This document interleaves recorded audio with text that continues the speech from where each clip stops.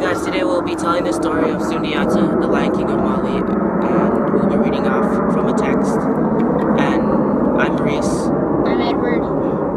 I'm Chazelle. I'm Angelica. And Edward, start. Okay. The story of Sundiata, the Lion King of Mali. A long time ago, King Magan ruled the kingdom of Mali. He was loved by his people and had many wives. One day, a hunter came from far away to visit the king. The hunter asked him to marry a woman called Sagolin. King Magam demanded, "Why should I marry a woman I do not know just because a stranger told me to?" The hunter told him that Sagolin would bear him a son who would become the greatest king ever to rule the kingdom. Like most Malians, the king believed in fate and destiny, and the king listened to the advice of the hunter. Even though Sagolin was very ugly, the king married her, and she gave birth to a son. He was named Sundiata. But as the boy grew older, they realized that he could not use his legs. King Manhan became very sick when Sundiata was still a young boy.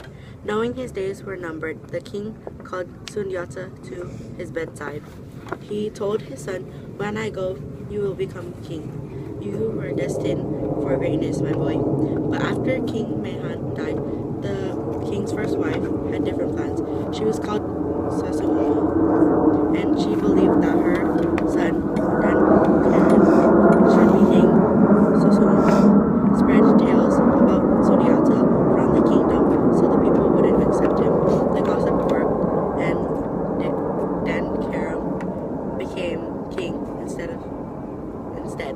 Sundiata was forced to flee with his mother. Away in a foreign land, Solgan became very unhappy. She said to her son, "Sundiata, you must know that I love you dearly, but I am worried about your future.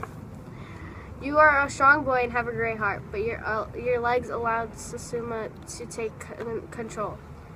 We cannot let Darakan be king. It's against your father's wishes." Sundiata felt so sad, but he had a great courage and determination. Using 2 iron rods from a blacksmith, Sundiata used all his strength to pull himself up. Gradually, his legs started to grow, and within minutes, he was standing on his own 2 feet. He told the gathering crowd, "Now I am ready to be king." The young Sundiata grew into a man and became famous for his strength and charm. He had many admirers. In the meantime, Sasuma and Darakan had lost control of the kingdom to a wicked wizard called Samaria.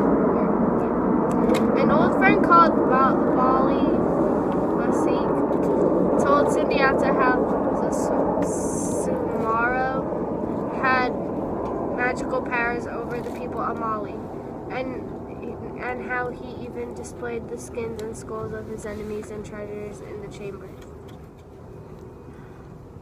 Sundiata was determined to go back and free his people of the terrible wizard. Balifaseke gave his friend a special arrow.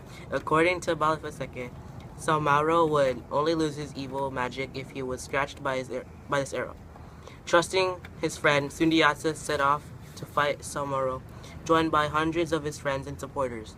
There was a long and fierce battle, but Sundiata's determination and patience paid off.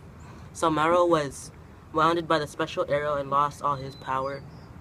The wicked wizard fled, never to be seen again. Sundiata was finally crowned king, and his adoring people called him the Lion King of Mali because of his strength and courage.